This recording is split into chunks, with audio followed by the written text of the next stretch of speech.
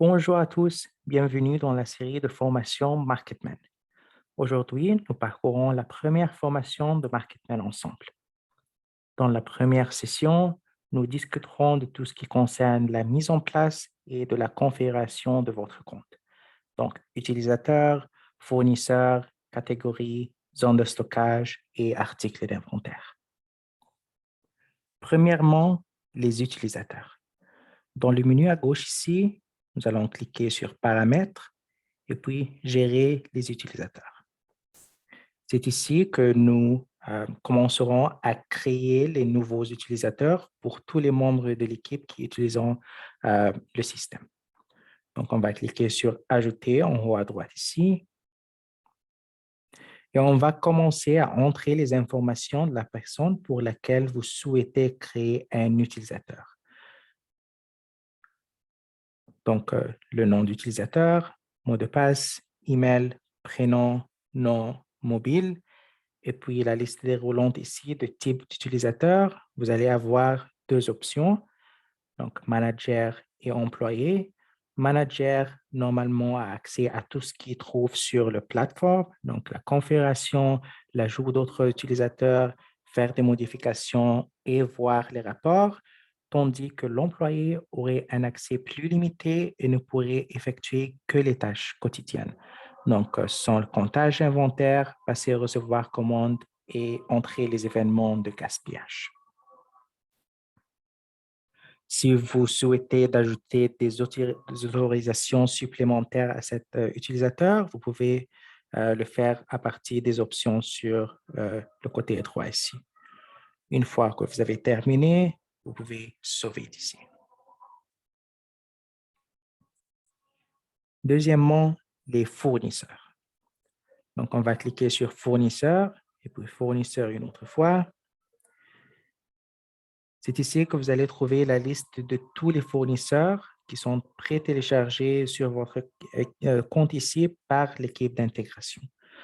Donc, on va cliquer sur Ajouter fournisseur en haut à droite pour ajouter un nouveau fournisseur sur le système, ou bien on va cliquer sur le nom d'un des fournisseurs que vous avez ici pour faire des modifications. Donc, on va prendre un exemple ici. Donc, la partie en haut ici, la première partie, c'est info basique. Vous allez trouver le nom, le téléphone et la catégorie par défaut.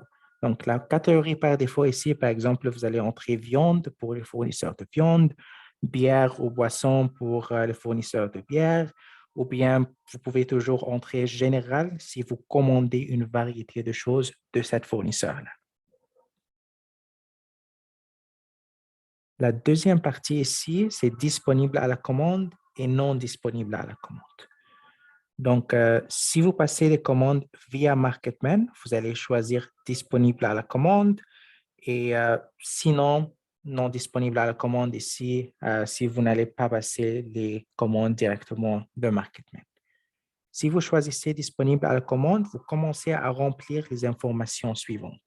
Donc, les informations ici, c'est commande email et commande SMS. Ce sont les informations de votre fournisseur. Si votre fournisseur vous permet de commander par SMS ou par email, c'est ici que vous mettiez les informations. Numéro de client ici, si vous avez un numéro d'identification client, commande minimum, si votre fournisseur exige un montant minimum pour les commandes. Et puis, la partie CC email ici vous permet d'ajouter n'importe qui à l'email de confirmation afin qu'il ait une visibilité sur la commande. Exemple, vous pouvez toujours ajouter votre chef ou votre manager comme CC ici. Dans la partie des dates de livraison ici, vous allez avoir jour de livraison et date limite. Donc, vous allez commencer à décocher toutes les dates de livraison. Donc, les jours de livraison ici seraient si votre fournisseur livre dans un jour spécifique. Et les dates limites ici, ça va vous donner l'option d'entrer les dates dont vous avez besoin de définir pour passer la commande, afin de recevoir cette commande dans le jour de livraison que vous avez déjà spécifié ici. Donc, c'est utilisé comme un rappel. Par exemple, si vous souhaitez recevoir la commande le lundi et vous devez passer la commande, donc par exemple, avant le dimanche à 17 heures. Donc, on va changer d'ici directement et on va cocher la partie besoin de commander.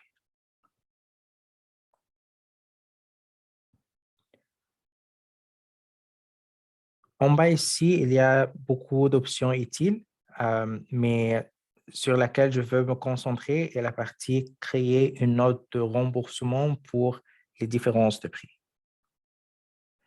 En cas de différence entre le prix ou quantité convenue avec le fournisseur et ceux qui sont indiqués sur votre facture, cela vous permet de leur envoyer une note qui précise la différence de prix ou bien la quantité.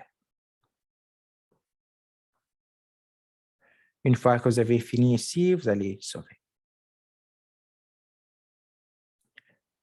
Troisièmement, les catégories. Donc, pour les catégories, on va cliquer sur Fournisseur et puis Catégories. Il s'agit de la liste des catégories attribuées aux articles d'inventaire. Donc, par exemple, alcool, fruits, viande, soda, etc.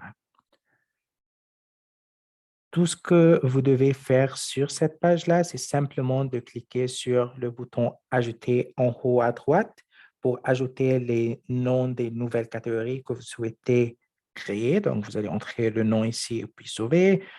Ou bien, si vous voulez faire des modifications directes au nom des catégories que vous avez ici, vous allez cliquer simplement sur le nom et vous allez changer le nom d'ici directement. Quatrièmement, les zones de stockage. Donc, les zones de stockage, on trouvera ici sur la partie inventaire et puis zone de stockage. Donc là, il s'agit de la liste des zones de stockage que vous avez dans votre cuisine au restaurant. Donc, par exemple, réfrigérateur, congélateur, bar, etc. Et juste comme nous avons vu pour les catégories, tout ce que vous avez à faire sur cette page-là est de commencer à créer les zones de stockage en cliquant sur le bouton Ajouter ici en haut à droite et de commencer à saisir les noms des zones de stockage que vous avez et puis sauver. Donc, nous verrons dans la prochaine étape comment vous pouvez commencer à lier les articles d'inventaire à leur zone de stockage. Donc, cinquièmement, et la dernière option ici de la mise en place de votre compte, c'est la partie articles d'inventaire. Donc, il s'agit ici des articles d'achat que vous obtenez de vos fournisseurs directement.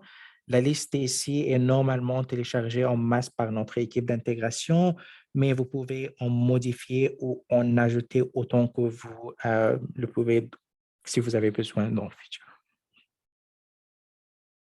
Premièrement, vous pouvez toujours rechercher le nom de l'article ou bien vous pouvez filtrer par catégorie, par fournisseur ou bien par zone de stockage. Nous allons maintenant cliquer sur l'un des articles et passer en revue les options qui peuvent être modifiées ici sur cet écran-là.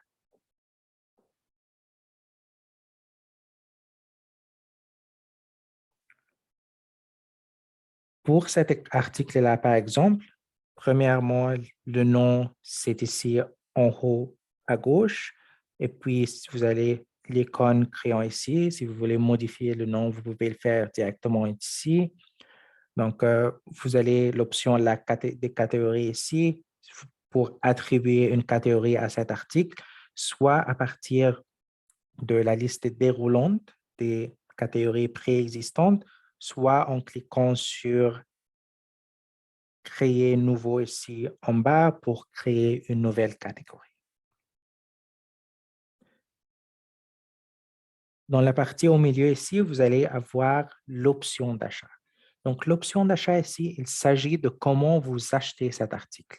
Si vous commandez le même article auprès de différents fournisseurs ou même si vous commandez le même article avec une unité de commande différente, c'est ici que vous pouvez ajouter plusieurs sous-options pour le même article.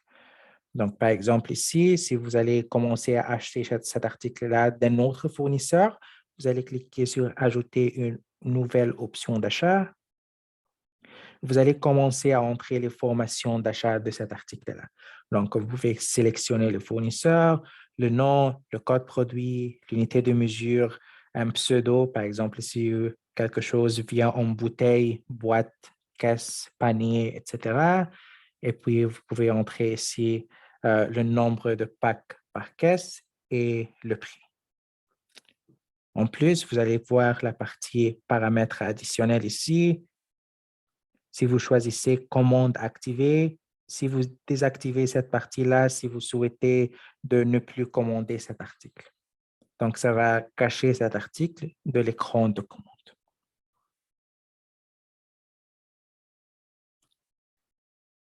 En bas à gauche ici, vous allez avoir la partie comptage et gestion des stocks. Vous pouvez ici voir premièrement la partie zone de stockage, si vous voulez changer ou bien attribuer les zones de stockage pour chaque article d'inventaire. Vous pouvez le faire directement sur cet écran-là. Et si cet article est part de plusieurs zones de stockage, vous pouvez cocher plusieurs zones de stockage sur cet écran-là. En plus, la partie ici en bas à gauche, ça va vous donner l'option de cocher les unités de mesure que vous souhaitez utiliser pour les comptages d'inventaire. Donc, ça va être ici, les unités de mesure ici, elles sont en fonction des unités de mesure d'achat. Donc, par exemple, vous allez acheter cet article en EA, en each ou bien en pièces. Donc, vous avez seulement l'option EA. Si vous l'achetez en kilos, vous avez l'option de compter cet article-là en kilos ou bien en grammes, par exemple. Dans la partie à droite ici, définition avancée des éléments. Donc, c'est ici que vous pouvez premièrement définir l'unité de mesure que vous souhaitez utiliser pour les recettes ou bien les fiches techniques. Donc, dans la partie EDM d'inventaire, vous allez choisir ici l'unité de mesure des recettes plus tard. Et puis, vous allez avoir minimum en stock et niveau optimal. Minimum en stock, c'est normalement une alerte de stock. Ça va vous alerter, donc, si vous êtes au-dessous du niveau que vous avez défini ici. Et niveau optimal, c'est la quantité idéale que vous souhaitez avoir toujours en stock. C'est principalement utilisé pour les commandes.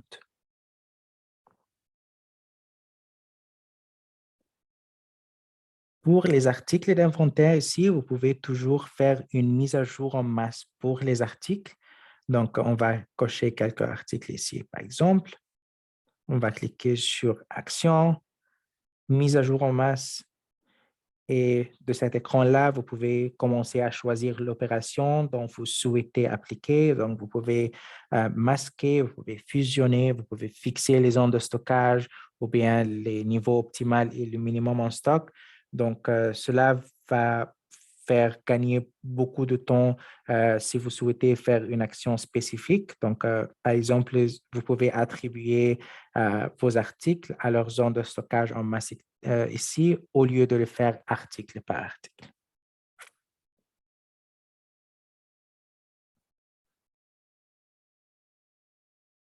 La partie gérer les nouveaux éléments ici, donc ça va afficher tous les nouveaux articles d'inventaire ajoutés à partir des factures téléchargées ou scannées sur le système.